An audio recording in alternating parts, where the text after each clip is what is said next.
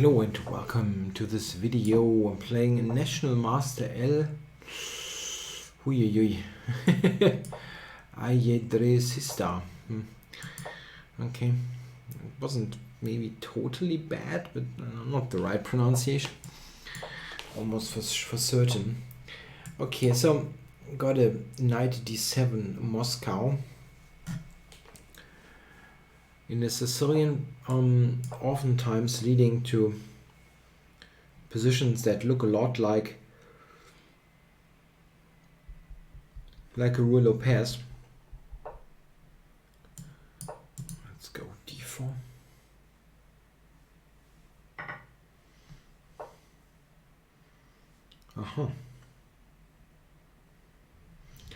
Okay, I don't yet need to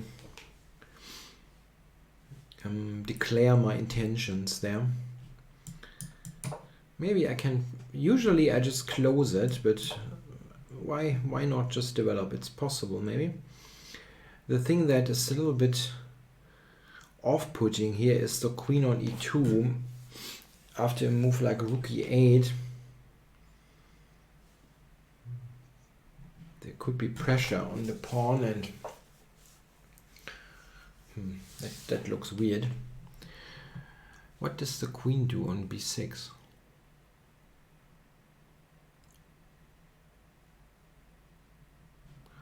Okay, let's cover d4.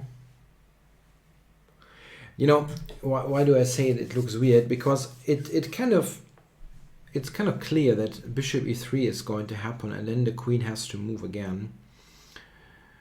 If I now play bishop e3, there is knight g4. So, okay.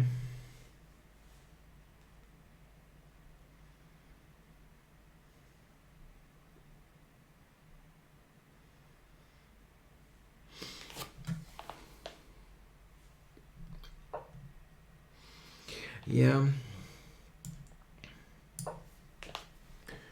This rook against queen is a little bit disconcerting, but if he takes, knight takes, okay. Yeah, the c-file might also be problematic with rook c1 coming, but I think now I should shut it down, actually.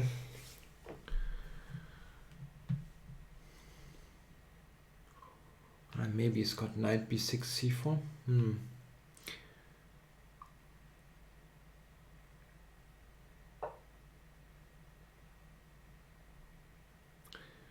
Knight b6 to c4 was a little bit worrisome. It still is, actually, but that's interesting. He's going for this regrouping. Okay, let's stop knight c5 at least.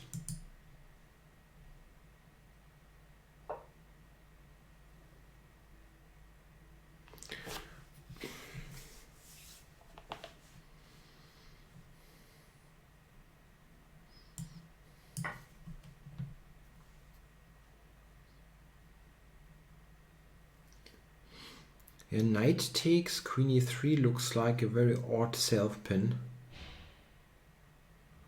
So queen takes is basically, yeah, it's not forced, but it's like almost. Knight takes, I don't see any upside. Okay, now, yeah, it's probably roughly equal. Maybe I can do something with a4. It's more likely for me to get in a4 than for him to play a pawn lever.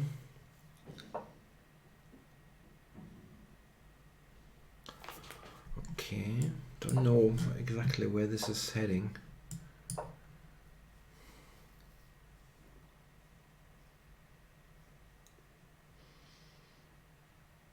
Bishop a8 is a hard move to make, really.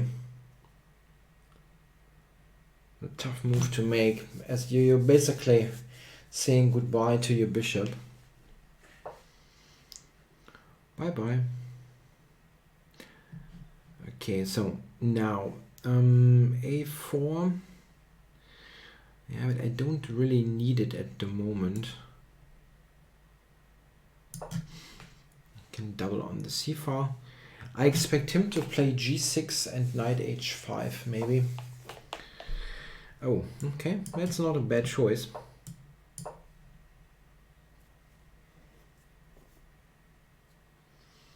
Quickly doubling on the c file. I still have a little bit of pressure though. Mostly due to that really weird bishop on a8.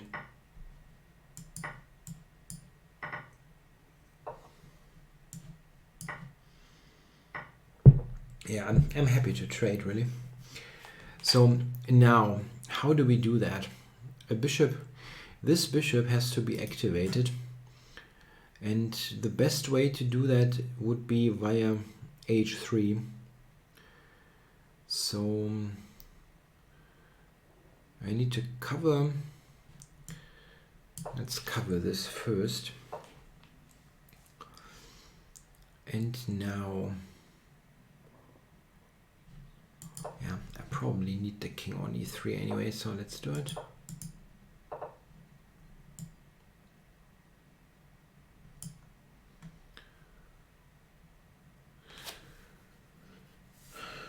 h4.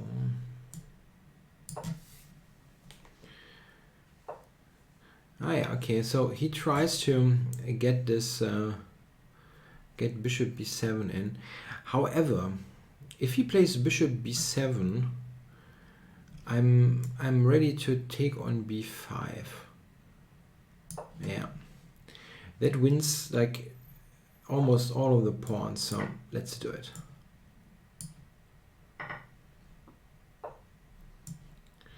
Let's look at this. Yeah, tick. I win so many pawns. It's really funny.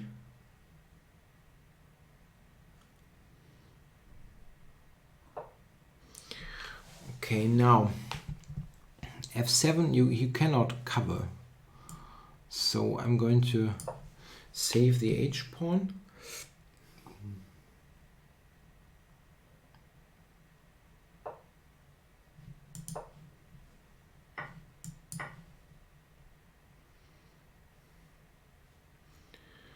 There is one issue. I have too many knights. Yeah, you cannot checkmate with 2 knights, but